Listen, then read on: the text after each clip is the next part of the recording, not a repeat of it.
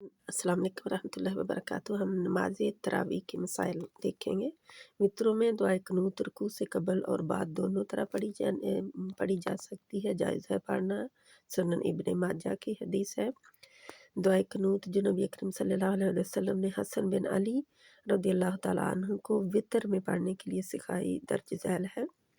अल्लाहुम्मा अहदिनी फ़ीमन हदैत व आफ़िनी फ़ीमन आफ़ैत व तवल्लनी फ़ीमन तवल्लैत व बारिक ली फ़ीमा अअतैत व क़िनी शर्र मा क़दैत इन्नका तक़दी व ला युक़दा अलैक व इन्नहु ला यज़िल्लु मन वालैत व ला यअज़्ज़ु मन आदैत तबारकत रब्बना व तआलैत।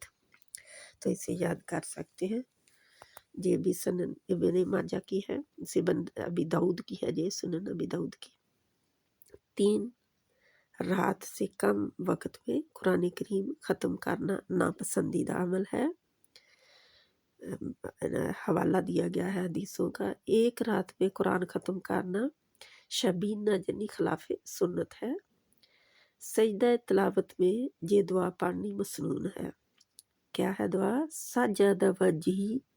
सजद वजहिया लिल्लज़ी खलक़हु व शक्क समअहु व बसरहु बिहौलिही व कुव्वतिही।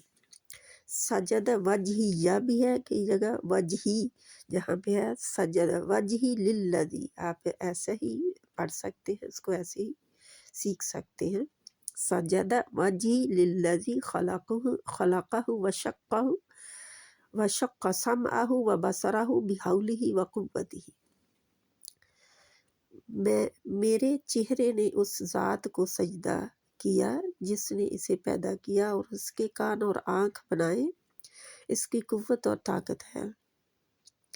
फ़र्ज़ नमाजों के अलावा नफली नमाजों में कुरान से देखकर तिलावत करना जायज़ है, सही बुखारी से पता चलता है हमें।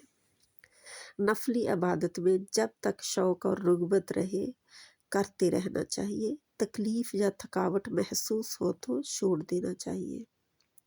इबादत में इत्तेदाल पसंदीदा है। तो इंशाअल्लाह ताला अपनी ज़िंदगी में सुन्नतों को लाना है। जो सुन्नत से साबित है वो हमने करना है, जो सुन्नत से साबित नहीं उससे हमने बचना है इंशाअल्लाह ताला। अस्सलामु अलैकुम रहमतुल्लाहि व बरकातुहू।